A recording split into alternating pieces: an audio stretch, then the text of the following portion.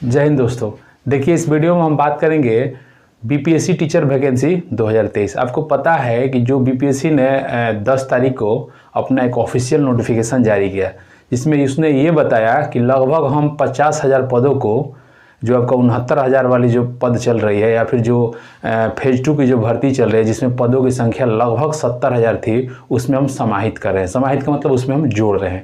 तो आपको पता है कि जो आपका लगभग जो 70,000 की भर्ती चल रही है, उसमें आपका वर्ग 1 से 5 का सीट नहीं है। ठीक है, तो अब जो लगभग जो 50,000 पदों को उसमें जोड़ा जाएगा, तो इसमें देखिए हम ये जानेंगे कि कौन कौन क्लास का जो है आपका सीट आया है, यानी कि किस किस वर्ग का आया है। तो देखिए हमको बताते हैं। वर्ग 1 से 5 का सीट है, 6 से 8 का नहीं है, फिर आपका जो है 9 से 10 का सीट है और 11-12 का सीट है। तो हम इसमें डिटेल में ये समझेंगे इस वीडियो में कि कौन कौन लोग फॉर्म को भर सकते हैं। ठीक है, सबका सिलेबस क्या है, एज लिमिट क्या है। तो यदि आप चैनल में पहली बार विजिट कर रहे हैं तो चैनल को बहुत सब्सक्राइब कीजिएगा, लाइक कीजिएगा, शेयर कीजिएगा। ठीक है, और हम वीडियो में आप मेरे साथ पूरा बने रहिएगा। वीडियो को थोड़ा भी स्किप मत कीजिएगा। क्यों? क्योंकि आपको बाद में प्रॉब्लम ना हो। पूरा देखिए, समझिए। वीडियो को स्टार्ट करते हैं। देखिए, बीपीएससी टीचर वैकेंसी फेज 2, ठीक है, या फिर 2.0। अब देखिए, इसमें हम जानेंगे कि एलिजिबिलिटी का मतलब क्या होता है, योग्यता। यानी कि हम ये जानेंगे कि वर्ग 1 से जो है 5 के लिए कौन फॉर्म भरेंगे, वर्ग 6 से 10 के लिए, यानी 6 से 10 कहने का मतलब 6 से तो 8 का तो नहीं है, लेकिन जो बताया है योग्यता सेम ही है, वही है पिछला, तो इसलिए 6 से 10 लिखा गया है। कौन लोग फॉर्म भरेंगे, 11-12। एज का जो एज लिमिट है, मतलब एज लिमिट क्या है, एज लिमिटेशन या फिर एज काउंट कब से होगा, सिलेबस के बारे में हम जानेंगे। और सबसे बड़ा मुद्दा, बहुत सारे लोगों का कमेंट ये आता है कि सीटेट में मेरा इतना नंबर है, मेरा उतना नंबर है, क्या हम फॉर्म को भर सकते हैं, तो ये भी हम जानेंगे। देखिए, समझिए। देखिए, यदि आप वर्ग 1 से 5 के लिए फॉर्म भरना चाहते हैं, तो देखिए यहाँ पे लिखा गया क्या, सीटेट, बीटेट, एस्टेट पेपर 1, पेपर 2। तो देखिए क्या होगा, सीटेट पेपर 1 या बीटेट पेपर 1 क्वालिफाई होना चाहिए। क्लियर है? किसके लिए भाई? वर्ग 1 से 5 के लिए। यदि आप वर्ग 6 से 10 के लिए फॉर्म भरना चाहते हैं, तो आपके पास क्या होना चाहिए, एस्टेट पेपर 1 या फिर एस्टेट पेपर 2। कब एस्टेट पेपर 2 कब होगा? जब सब्जेक्ट आपका कंप्यूटर रहेगा। फिर से, यदि वर्ग 6 से 10 के लिए फॉर्म को भरना चाहते हैं, तो सिर्फ आपको एस्टेट पेपर 1 क्वालिफाई किए होना चाहिए। लेकिन यदि आप कंप्यूटर के लिए भरते हैं, कंप्यूटर सब्जेक्ट से भरते हैं, तो एस्टेट पेपर 2 होना चाहिए। क्लियर है? चलिए, अब वर्ग जो है 11-12, तो उसमें क्या है कि एस्टेट पेपर 2। अब एज के बारे में थोड़ा सा हम, यानी कि जो उम्र की गणना है कब से करी जाएगी, उसके बारे में बातचीत कर लेते हैं।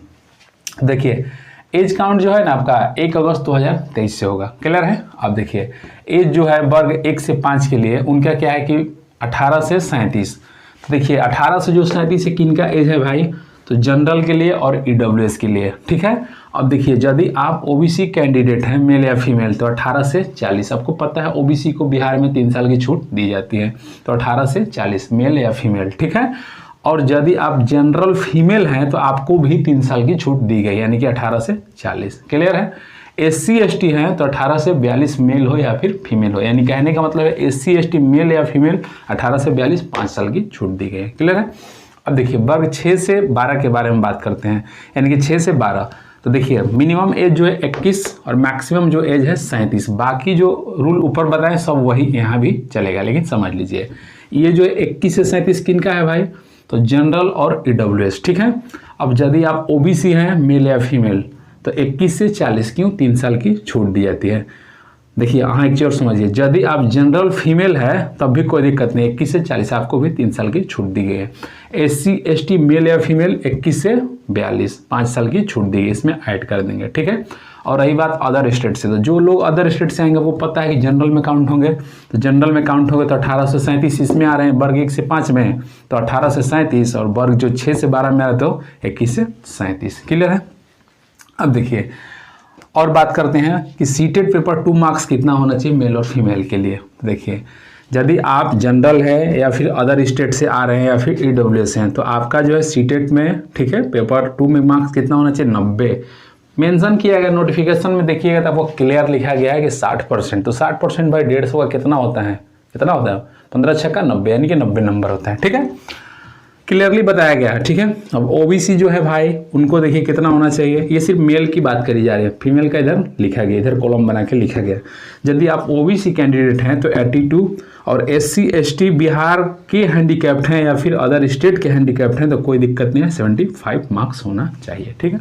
चलिए फीमेल की बात करते हैं। जनरल ओबीसी अदर स्टेट से आएंगी जो भी फीमेल तो जनरल में काउंट होंगे 82, और जो बिहार की SC ST other state female और नहीं, फिर से बिहार के एससी एसटी और बिहार के पीएच या फिर एक लाइन में कहिए कहीं के भी पीएच मतलब फिजिकली हैंडीकैप, बिहार का हो या फिर बाहर का हो, कितना भाई नंबर, तो 75। आपको हम नोटिफिकेशन में दिखाएंगे, उसमें डिटेल में समझाएंगे। क्यों? क्योंकि जो इधर लिखा गया ना एलिजिबिलिटी को पूरा नहीं बताएं, सिर्फ आपको हम ये बताएं सीटेट बीटेट और एस्टेट के बारे में बताएं। अभी आपको बहुत है उसमें, मतलब पूरा लंबा बताया गया है, पूरा डिटेल में बताया गया है कि बीएड मतलब होना चाहिए, डीएलएड होना चाहिए, क्या होना चाहिए, सब कुछ बताए, उसको हम दिखा के समझाएंगे। सब लिख के समझाना पॉसिबल नहीं है। अब सिलेबस के बारे में बात करते हैं। तो देखिए सिलेबस में आपका क्या होता है, सिलेबस 3 पार्ट में होता है। वर्ग आप 1 से 5 के लिए भर रहे हैं, मतलब एक लाइन में अगर बिहार में टीचर के किसी भी मतलब क्लास के लिए, ठीक है, तो 3 पार्ट में होगा। तो 3 पार्ट में होगा भाई, पार्ट 1, पार्ट 2, पार्ट 3। अब देखिए 3 पार्ट में होगा और टोटल क्वेश्चन कितना रहेगा, 150, ठीक है, और नंबर कितना रहेगा, 150, और टाइम कितना रहेगा, 2.5 घंटा। 2.5 घंटा कहने का मतलब है एक लाइन में समझिए तो 150 क्वेश्चन, 150 नंबर और 150 मिनट। 2.5 घंटा को चेंज करिए तो 150 मिनट होगा और नेगेटिव नहीं रहेगा। अब देखिए आप किसी भी क्लास के लिए भर रहे हैं फॉर्म, कोई दिक्कत नहीं है, सबका सिलेबस समझ लीजिए। देखिए पार्ट 1 जो आएगा, जैसे बताया ना 3 पार्ट में होगा, तो जो पार्ट 1 आएगा उसमें 30 क्वेश्चन रहेगा, और पार्ट 2 में 40 क्वेश्चन, और पार्ट 3 में 80 क्वेश्चन। सबको ऐड कीजिएगा तो 150 क्वेश्चन, ठीक है। अब देखिए पार्ट 1 जो होगा आपका सिर्फ क्वालिफाई नेचर का होगा, जो मेरिट बनेगा पेपर 2 और पेपर 3 पे, देखिए हम मेरिट लिखनी है, ठीक है। अब देखिए पेपर 1 जो होगा इसमें क्या होगा कि इंग्लिश मतलब कहने का मतलब भाषा या फिर कहीं लैंग्वेज का पेपर होगा। तो इसमें क्या होगा कि हिंदी से 8 प्रश्न, नहीं इंग्लिश से 8 प्रश्न, और हिंदी उर्दू बांग्ला तीनों में से किसी से 22 प्रश्न, जो भी आप लेना चाहें, ठीक है, 22 प्रश्न दोनों को ऐड करेंगे, कितना होगा, 22 8 30, ठीक है।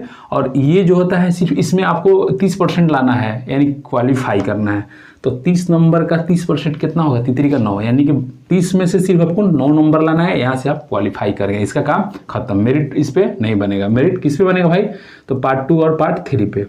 अब जो पार्ट 2 होगा, पार्ट 2 में आपका क्या होगा, 40 प्रश्न रहेगा। अब भाई 40 प्रश्न कहाँ से रहेगा, तो देखिए जिस लेवल, जैसे मान लीजिए वर्ग 1 से 5 के लिए फॉर्म भर रहे हैं, या फिर वर्ग कौन है, वर्ग 1 से 5, वर्ग 6 से 10 और वर्ग 11 से 12। इसमें आपको पता है 8 वाला नहीं है, मतलब 6 से 8 नहीं है। चलिए अब देखिए उसमें क्या होगा, मैथ रहेगा, रीजनिंग रहेगा, बेसिक रहेगा, ज़्यादा हाई फाई नहीं, जीके जीएस रहेगा, करेंट अफेयर, नेशनल और बिहार। देखिए जैसे कि आप पढ़ लीजिएगा, बिहार का पढ़ लीजिएगा इतिहास, बिहार का भूगोल पढ़ लीजिएगा, और अपने देश का ही पढ़िएगा, इंटरनेशनल पढ़ने की ज़रूरत नहीं है। क्यों, टीचर का वैकेंसी और बिहार टीचर का है, ठीक है, आपको बिहार में रहना है तो बिहार के बारे में जानना है, ठीक है। चलिए और पार्ट 3 के बारे में बात करते हैं। तो पार्ट 3 में क्या है भाई, पार्ट 3 में है आपका 80 क्वेश्चन रहेगा, ठीक है, 80 क्वेश्चन।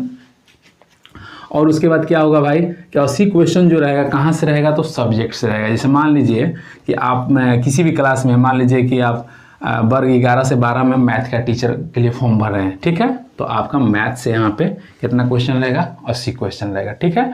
चलिए आपको नोटिफिकेशन भी दिखाए थे, उसमें आपको डिटेल में समझा देते हैं कि जो आपका नोटिफिकेशन है उसमें जो योग्यता है कैसा कैसा रखा है, मतलब किस लेवल का है या फिर क्या क्या रखा गया, देखिए उसको हम समझाते हैं। देखिए दोस्तों समझिए, कक्षा 1 से 5 के अध्यापकों के लिए सीटेट पेपर 1 अथवा बीटेट पेपर 1 होना चाहिए। हालांकि ये सब जो है यहाँ से लेके यहाँ तक हम बोर्ड पे बता दिए हैं, ठीक है। तो आप समझ गए, हम आगे चल के देखते हैं आगे आपको क्या बताया गया है, ठीक है। देखिए नीचे चलते हैं। अब यहाँ से आप लोग ध्यान से देखिएगा, कक्षा 1 से 5 के विद्यालय अध्यापक के पद पर नियुक्ति हेतु शैक्षणिक एवं प्रशैक्षणिक योग्यता, ठीक है। देखिए अब नीचे क्या लिखा गया, न्यूनतम 50% अंकों के साथ उच्चतर माध्यमिक अथवा इसके समकक्ष तथा प्रारंभिक शिक्षा शास्त्र द्वितीय या फिर 2 वर्षों का डिप्लोमा, चाहे वह किसी भी नाम से जाना जाता हो। देखिए यदि आप वर्ग 1 से 5 के लिए फॉर्म को भरना चाहते हैं तो देखिए आपके पास क्या होना चाहिए, आपके पास जो है ना बीएड नहीं बल्कि डीएलएड होना चाहिए। और जो है उच्चतर माध्यमिक का मतलब होता है 10+2 में 50% अंकों के साथ पास होना चाहिए। ये लाइन क्लियर होगा ये वाला। अब नीचे चलते हैं। अब देखिए अथवा का मतलब ये होता है या तो ये है या फिर ये, जैसे कुछ कहा जाए या तो आप ए चुनिए या फिर नहीं, जैसे ए अथवा बी कहने का मतलब होता है कि जैसे दोनों में से कोई एक। ठीक है, अब नीचे चलते हैं। न्यूनतम 45% अंकों के साथ उच्चतर माध्यमिक, देखिए उच्चतर माध्यमिक का मतलब 10+2। ठीक है, अथवा इसके समकक्ष का मतलब होता है यदि आपके पास 10+2 है या फिर उसके बराबरी का कोई और भी यदि आपने पढ़ाई कर रखा है तो वो भी जो है यहाँ पे चलेगा।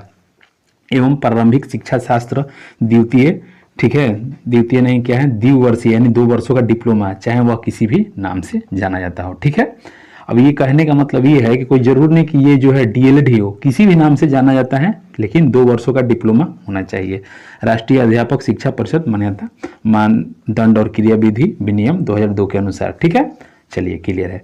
अब नीचे देखिए यहाँ पे अथवा करके क्या बताया, न्यूनतम 50% अंकों के साथ उच्चतर माध्यमिक अथवा इसके समकक्ष तथा 4 वर्षीय प्रारंभिक शिक्षा शास्त्र में स्नातक और बीएलएड। ठीक है, बीएड नहीं है बल्कि क्या है भाई, बीएलएड है। जैसे डीएलएड होता है ना, उसी प्रकार ये क्या बताया गया है, बीएलएड होना चाहिए। और कितने भाई वर्षों का, तो 4 वर्षों का। क्लियर है, चलिए नीचे चलते हैं।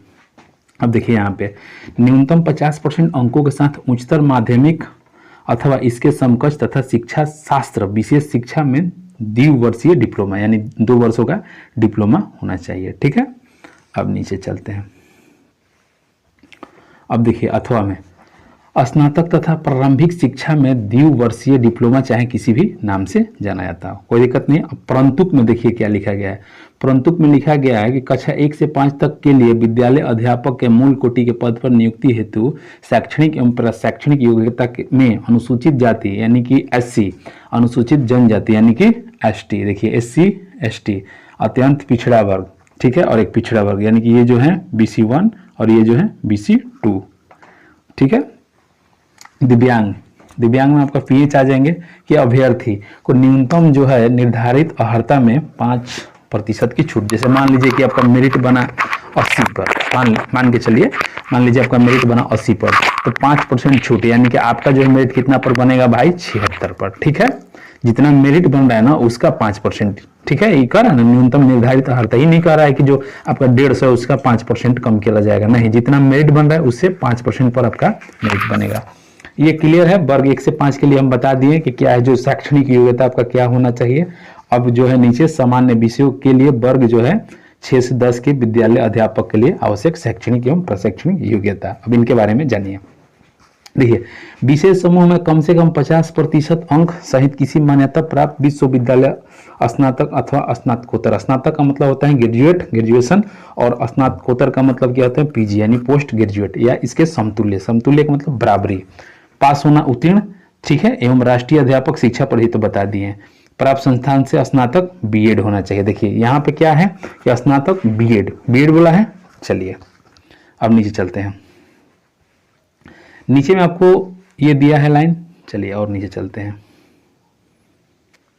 अब देखिए ये लाइन देखिए अथवा वाला, ये वाला राष्ट्रीय अध्यापक, ठीक है, शिक्षा परिषद से मान्यता प्राप्त किसी भी संस्थान से बी निर्दिष्ट विषय संस्था बीएड बीएसएड की 4 वर्षीय उपाधि। देखिए यहाँ क्या है, बीएड और बीएससी एड हो, और कितने वर्षों का भाई, 4 वर्ष का, ये भी चलेगा। ठीक है, अब नीचे चलते हैं। अब सी में देखते हैं, सी में क्या बताया।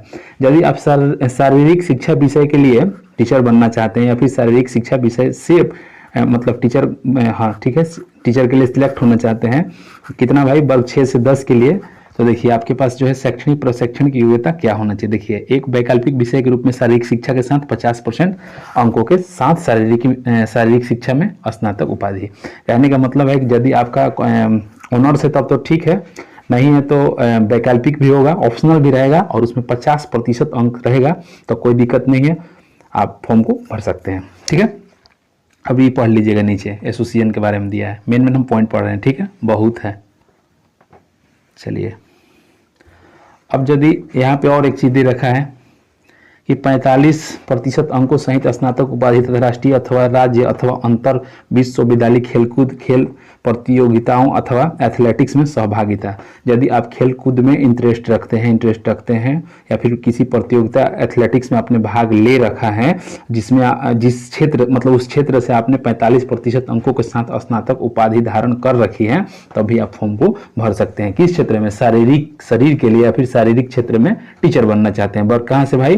तो 1 से लेकर कितना तक है भाई? नहीं 6 से 8 है। रुकिए देख लेते हैं कौन आपको बता रहे हैं हम, ताकि क्लियर कर दें आपको हम।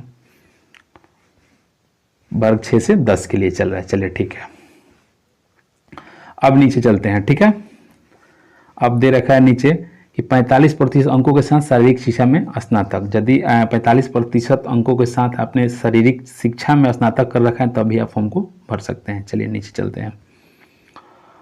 अब तो ये हो गया भाई, मेन पॉइंट पढ़ देते हैं। अब देखिए संगीत के बारे में थोड़ा सा हम पढ़ देते हैं। देखिए संगीत विषय के लिए ये जो डी में है, कक्षा 6 से 10 के विद्यालय अध्यापक के लिए आवश्यक शैक्षणिक योग्यता न्यूनतम जो है 50% अंकों के साथ किसी मान्यता प्राप्त विश्वविद्यालय अथवा मान्यता प्राप्त बोर्ड संस्थान संगीत शिक्षा में स्नातक उपाधि। देखिए इसमें जो होता है ना 6 साल 5 साल का कोर्स होता है, ठीक है, संगीत के क्षेत्र में, जो कि आपका बीएड का समतुल्य होता है। तो यदि आपने कर रखा है तो आप फॉर्म को भर सकते हैं, कोई दिक्कत नहीं। चलिए आगे बढ़ते हैं। अब देखिए ललित कला के बारे में थोड़ा सा जान लेते हैं। ललित कला का मतलब आपको पता है कि आपके स्कूल में ललित कला का भी पेपर होता है, मतलब एग्जाम होता है, जिसमें क्या होता है पेंटिंग वगैरह करना होता है, चित्रकारी करना होता है। इसमें क्या है भाई कि न्यूनतम 50% अंकों के साथ किसी मान्यता प्राप्त विश्वविद्यालय अथवा मान्यता बोर्ड संस्थान से ललित कला विषय में स्नातक उपाधि अथवा इसके समकक्ष आपने कर रखा है तो आप फॉर्म को भर सकते हैं। चलिए इसमें भी वही बताया गया 5% छूट के बारे में। चलिए अब देखिए 6 से 10 हो गया, ठीक है।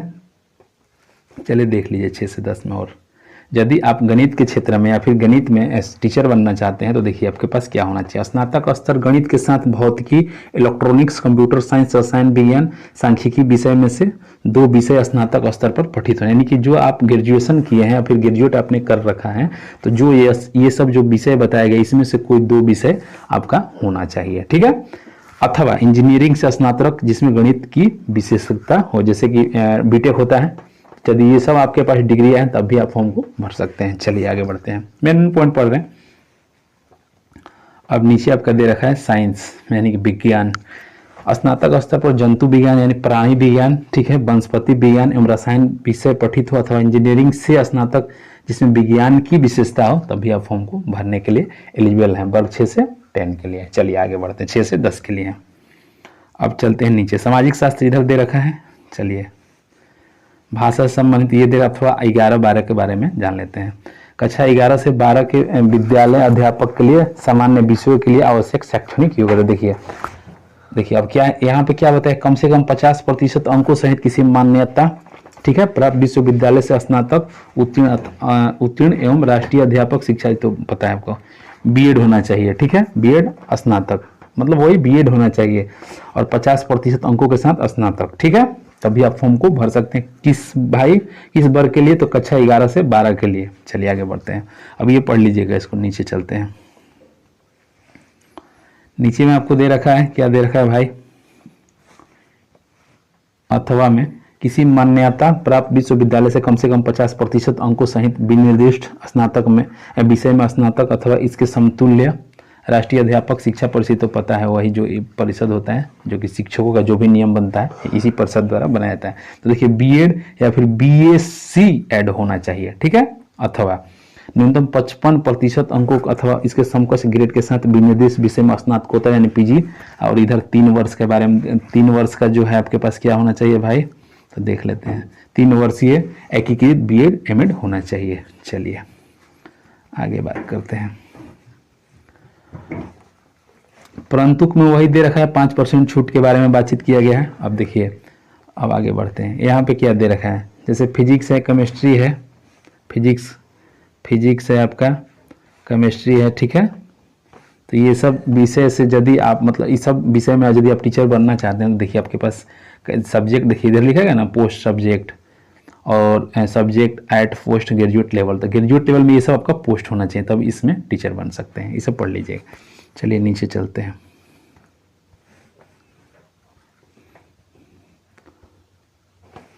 अब देखिए कक्षा 6 से 10 एवं कक्षा 11 से 12 में कंप्यूटर विज्ञान विषय के लिए विद्यालय अध्यापक के लिए आवश्यक शैक्षणिक योग्यता, यदि कंप्यूटर के लिए आप टीचर बनना चाहते हैं या फिर कंप्यूटर में टीचर बनना चाहते हैं। देखिए न्यूनतम 50% अंकों के साथ निम्न विषय समूह में मान्यता प्राप्त विश्वविद्यालय संस्थान से उपाधि। देखिए अब क्या होना चाहिए, तो DOESCC से स्तर ए एवं किसी विषय में स्नातकोत्तर की उपाधि होना चाहिए। ठीक है, अब ये क्या है भाई, तो एक कंप्यूटर का एक सर्टिफिकेट है, कंप्यूटर का डिग्री है। ठीक है, इसका पढ़ाई होता है।